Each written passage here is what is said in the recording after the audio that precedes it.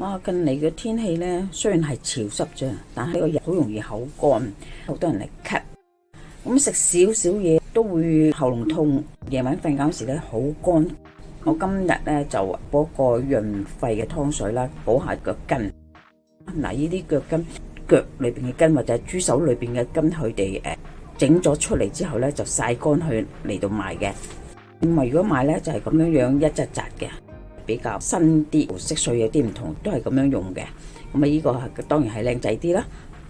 喺今集開始之前，希望各位觀看呢條片嘅朋友或者網友，你哋可以用1至2秒嘅時間嚟到訂閱我哋嘅頻道，作為對我哋嘅支持，等我哋做得更加好。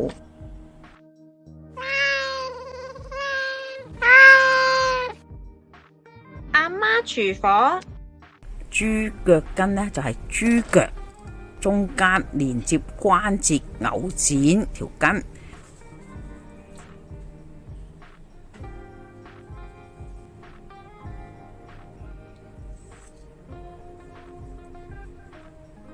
用人工咁啊抽咗條筋出嚟啦，就加工曬乾佢，就成為豬腳筋啦。豬有前蹄同埋後蹄兩種蹄嘅筋，原來都有分別嘅。前蹄嘅筋好短，後蹄呢就質素比較好啲，但你買嗰時冇理由話我揀晒啲後蹄筋，我諗你真係俾人鬧。功效呢就有補腰、健膝啦，膝頭哥個膝啊，有舒筋活絡嘅作用。對女士嚟講就話有美容作用啦，因為有膠原蛋白啊，可以增強細胞生理嘅代謝。佢易唔易消化呢？食得多之後呢，真係滯嘅，建議都係唔好落咁多。我有個親戚十字韌帶撕咗手術之後呢，就去中醫師度問意見啦。佢教我買啲豬腳筋煲杜仲巴戟，我都煲咗成1個月啦。咁啊，所以真係有啲作用噶，唔好話冇。我有條片係煲杜仲巴戟，大家參考下，將豬腳筋煲翻杜仲巴戟，增強腰膝頭哥嘅力。雪耳如果冇硫磺之下咧，擺得耐咧會變黃啊。咁啊，大家唔好掉咗佢，浸咗之後呢，佢啲黃色嘢呢會走翻出嚟，白翻同埋會靚仔翻好多嘅。咁我哋而家呢，將啲豬脊骨出一出水先，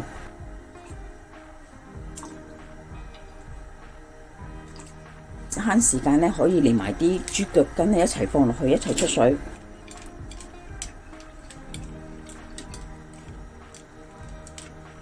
豬腳筋遇到熱嘅水，即係軟啲啦吓。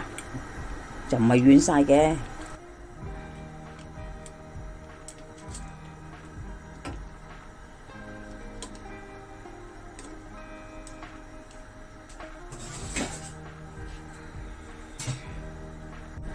我哋可以熄火噶啦。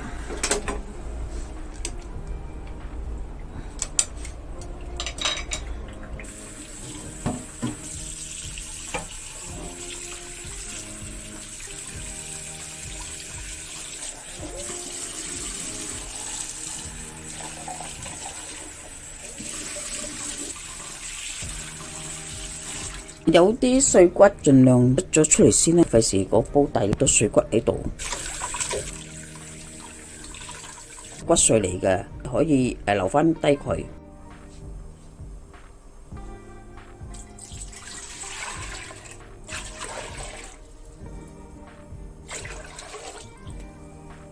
放咗啲腳筋落去先，栗子、無花果、果皮。而家呢，我哋洗一洗雪耳先，浮晒出嚟嘅啲污糟嘢，可以見到係乾淨噶啦。浸咗之後呢，好乾淨個底。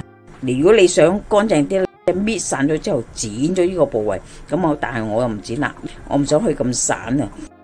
同埋浸開呢係好大對下嘅，你哋用嗰時呢，唔好以為乾嗰時咁細粒夠唔夠㗎？發咗好多出嚟呢，擺落雪櫃就唔可以擺好多日過。呢隻就係漳州雪耳，爽口嘅。但係有啲人呢中意食腍嘅，滑捋捋。買雪耳嗰時咧，就要睇下你自己嘅愛好嚟到買啦。嗱，水滾，放啲豬脊骨落去啦。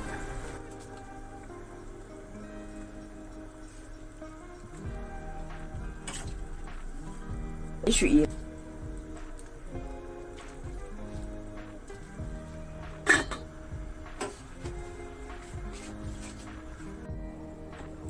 就可以熄火啦。豬腳筋嗰啲膠質走出嚟啊，幾濃幾奶白色。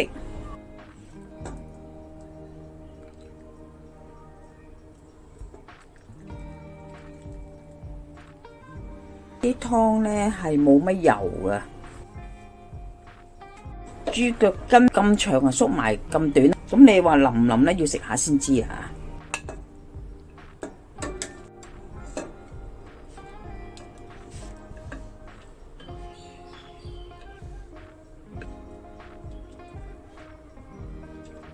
如果啲豬腳筋食就留返嚟炆冬菇。